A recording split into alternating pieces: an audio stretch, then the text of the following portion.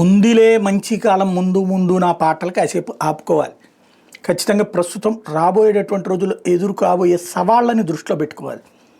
Europe సమాజం ఇప్పుడు ఒక ఆర్థిక దిగ్బంధంలో చిక్కుకునుంది. అమెరికా తనని తాను కాపాడుకోవడానికి మొత్తం ప్రపంచాన్ని సంక్షోభంలో నెడుతుంది. అమెరికా జీడిపి కంటే కూడా ఎక్కువ అప్పుల్లో ఉంది. దానికి తోడు దాని ఆధిపత్య ధోరణితో ప్రపంచం విరక్తి చెందింది. ఎవరికి వాళ్ళు సెల్ఫ్ సఫిషియన్సీ లేదా అమెరికా మీద డిపెండెన్సీ తగ్గించుకునే ప్రయత్నం చేస్తున్నారు. దాంతో డాలర్లను పక్కన పెట్టే ప్రయత్నం చేస్తున్నారు. దాంతో బెదిరిద్దాం అన్నటువంటి అమెరికా ధోరణిని అంగీకరించే దశలో కూడా ప్రపంచం లేదు. ఫలితమే అది టారిఫ్ల పేరుతో ఒక పక్కన అమెరికన్ పౌరుల్ని బాదుతోంది. ఆ ఇంపాక్ట్ అమెరికాలోని ఆర్థిక వ్యవస్థ మీద దెబ్బ. ఇప్పుడు మన ఎన్ఆర్ఐలు అక్కడ ఉన్నటువంటి వాళ్ళకి మన వాళ్ళకి ఏమైనా రూపాయి తగ్గిస్తారా? లేదు కదా. మన వాళ్ళకైనా అమెరికన్ రేట్లే కదా.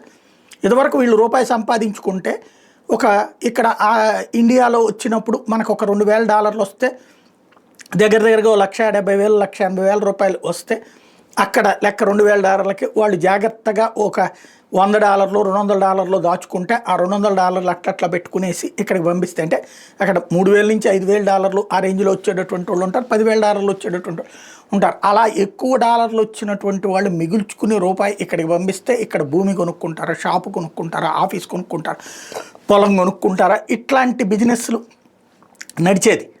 పట్టణ ప్రాంతాలలో అలాంటి ఆస్తుని సమకూర్చుకునేటువంటి పరిస్థితి. ఇప్పుడు అది ఆగిపోతుంది. రెండవది, ఉద్యోగ ఉపాధి అవకాశాల కోసం మన వాళ్ళు చదువుల పేరుతో అక్కడికి వెళ్ళి అలాంటి డాలర్లు సంపాదించుకునే ప్రయత్నాలు చేస్తూ ఉంటారు. అది ఇప్పుడు ఆగిపోయే పరిస్థితి. అక్కడే ఎదురవుతున్నటువంటి సవాలక్ష సమస్యలు. బ్రిటన్లోనూ విద్యపరంగా ఆంక్షలు పెడుతున్నారు, కెనడాలోనూ పెడుతున్నారు, అమెరికాలోనూ పెడుతున్నారు. ఇప్పుడు జర్మనీనో జపానో అంటే వాటిట్లలోనైనా సరే 4 రోజులు పోయేటప్పటికి ఎక్కడైనా ఉంటుంది.